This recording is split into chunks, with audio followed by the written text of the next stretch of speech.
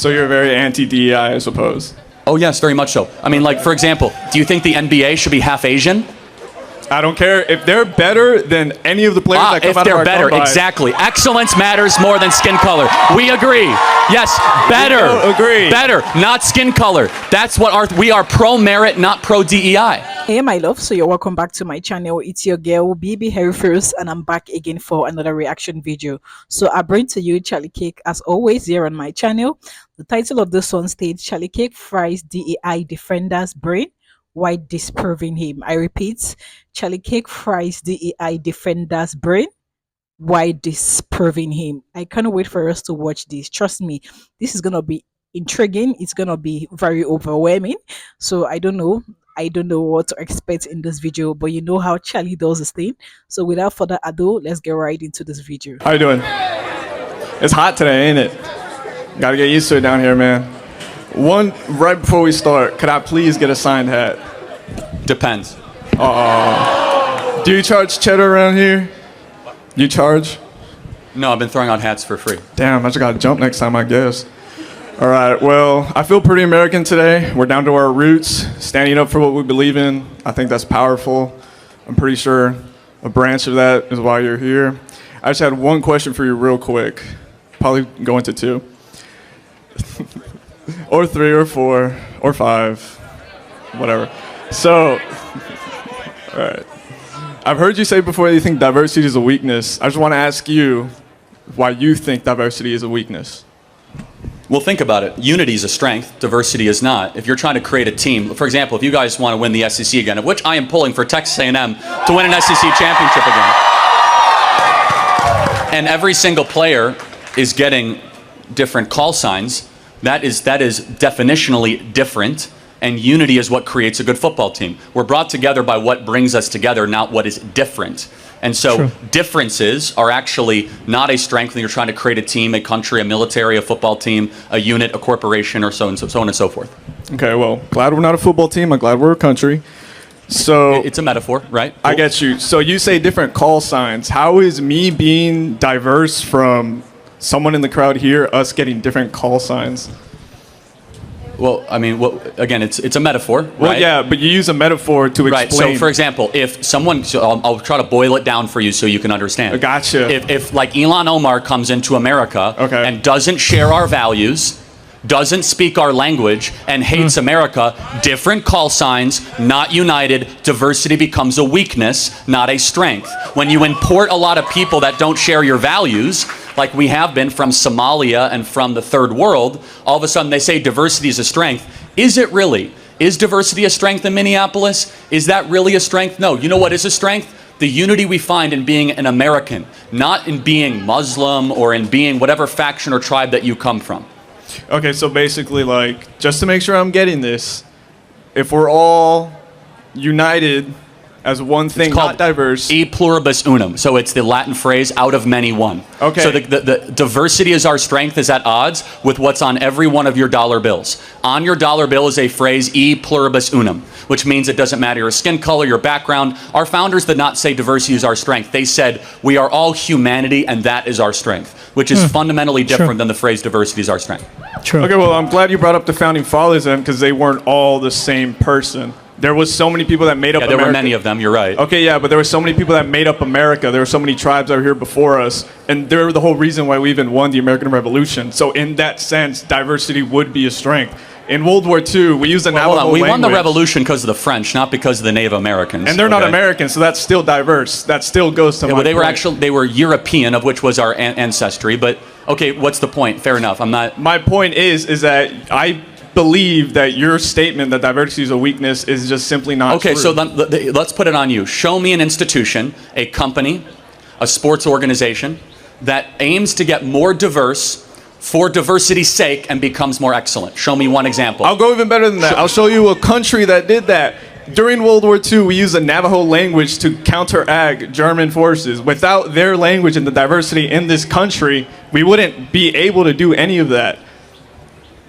Okay, they were Americans and American soldiers, and in fact, we looked at them as equal human beings, and we're able to use a different language to our advantage. In fact, what we were fighting for was the promise of e pluribus unum. We were fighting up against Japanese totalitarianism and Nazi totalitarianism, and I will go even step further. At every organization that tries to make diversity a priority, whether it be Harvard that ignored the Students for Fair Admission course, you lower excellence and you elevate diversity, which lowers the flourishing and the capacity for any organization, company, or group of people to be the best versions of themselves. So you're very anti-DEI, I suppose. Oh yes, very much so. I mean, like, for example, do you think the NBA should be half Asian? Does not hide it. I don't care. If they're better than any of the players that come out of our if they're better, exactly. Excellence matters more than skin color. We agree. Yes, better. Agree. Better, not skin color. That's what we are pro-merit, not pro-DEI. That's the point. If you believe that is true, then you would support DEI, because DEI is what defends other people that are foreign. What are you talking about? DEI is literally pro-diversity. We need these protections to be able to protect people that are different from us. So how is it that the NBA is 75% black? It's because they're better at basketball than white people generally are. It's not because that's because of DEI. No, oh really? What DEI? No, no, seriously. What DEI program or policy does the NBA have? Do they have a stated goal saying we're only going to hire black people? No, the NBA owners say we want the best basketball players, and they end up with a 75% black league. The NFL, it's a cutthroat business. They want the best possible football players. They end up with 50% of the NFL being a black league. We want the best. We want better. We don't care about the color of your skin. We want merit and we want excellence in this country. True. If it wasn't for DEI, we wouldn't be giving other people a chance that aren't American or white. That's the whole point of DEI. No, it's not. In fact, other people DEI is at odds with the 14th Amendment. Explain to me. The 14th Amendment says you cannot discriminate based on color, based on race. Actually, it's even more. That's the Civil Rights Act. Going back to the 14th Amendment says, literally at its core, that we have a human equality because we're all human beings. That DEI says, actually, we understand that, but we're going to give more preferences to this skin color over that skin color because diversity is our strength.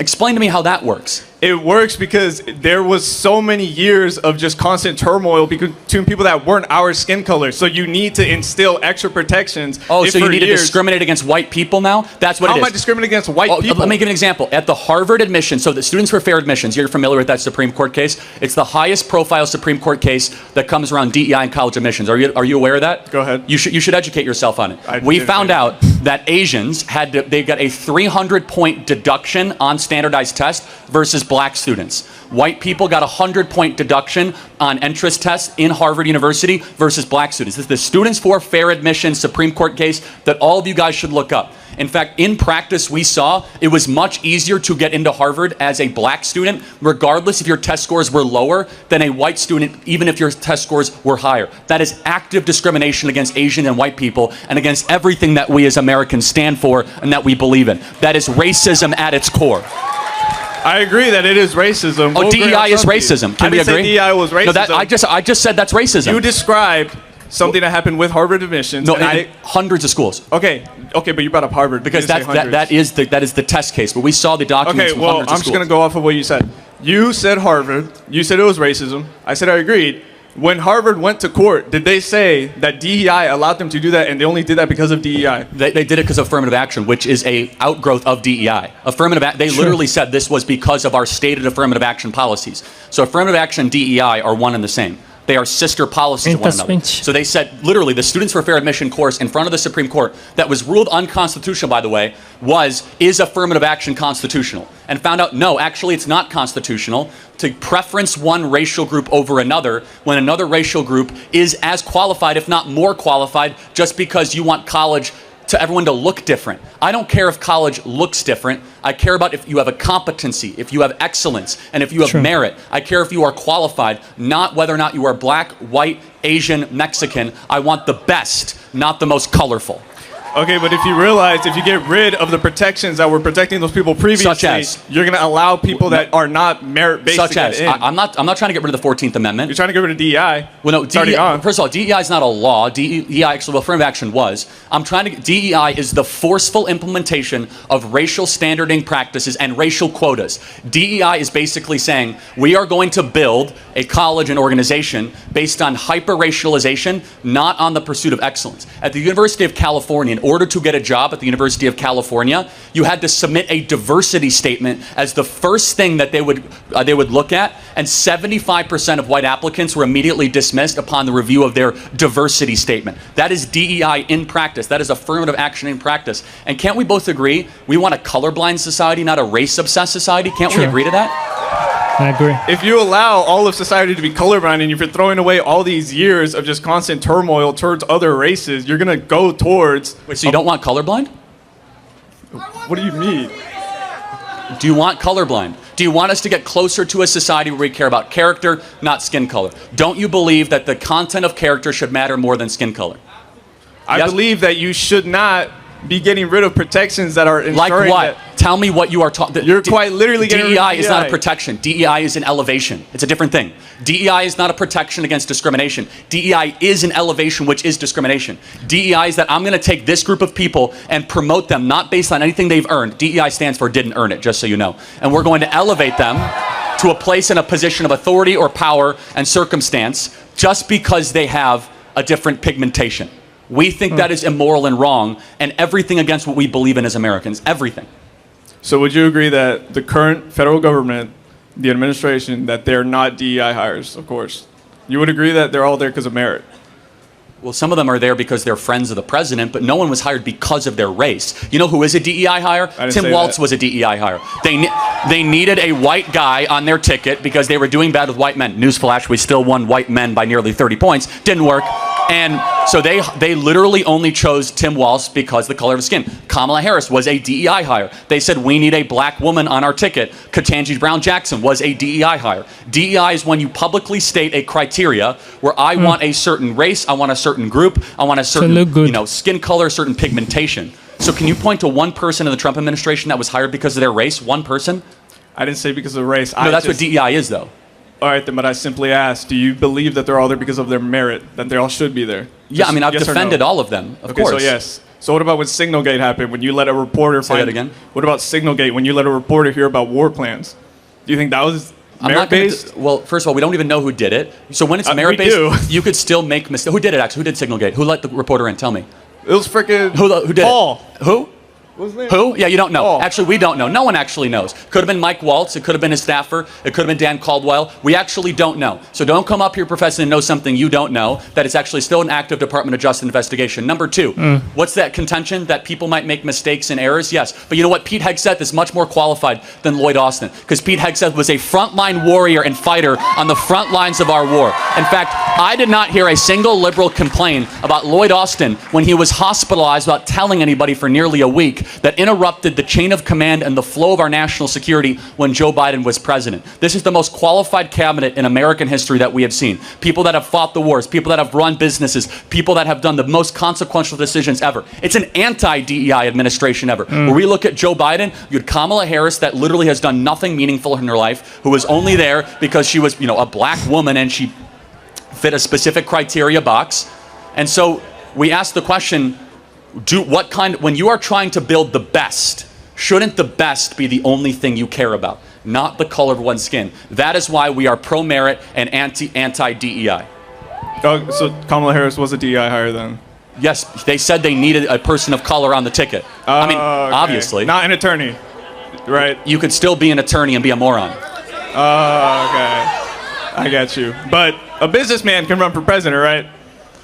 And do actually that. win twice and still be your president, yes. Right. So you believe that someone who was the vice president... Aren't you with Dean and Parker's crew? No. I think you are, actually. No, you're. No. This is I'm a Dean. You are student. not sending your best. Do you want to see Dean, my ID? you are not sending your best. I'm not You're with not. it. I can't hear you. You're not sending your best. Anyway, last question. You think someone who's a vice president isn't qualified to be president? She shouldn't have been vice president in the first place. Why not? They voted for her. Okay, yes, the point being is that she was a DEI pick. If your argument, if the hill you want to die on is that Kamala Harris is the best of DEI, good luck with that. I will rest my case. We want merit. You want Kamala Harris. We're going to live in a much better country. Thank you so much. All right, guys. So thank you so much for watching. I totally love the guy's sense of humor. I discovered he has a very good sense of humor. The guy is good. He's actually very, very, very good. But then, when we talk about DEI in America, we all know that DEI in America is a huge threat. When you hear the word DEI, we're talking about diversity, inequality, racism. So DEI is a very big threat to Americans, right? And when you hear the word DEI, just know that it is diversity. It has to do with skin color. It has to do with partiality and all that. So I've said this countless times on my channel that we need to let go of anything that has to do with racism, anything that has to do with inequality, anything that has to do with skin color. We are one and we are one body in Christ. So it's something we need to deal with. And countless times I've said this on my channel. Competency is the key. It's about who merits it and who can do the job well. It's not about skin color. It's not about a particular race. It's about who can do the job, who is fit intellectually, skillfully, who has gathered years of experience to get the job done. Thank you so much for watching. If you haven't subscribed, do want to hit the subscribe button, subscribe to our channel, give us a huge thumbs up, and I'll see you in my next video.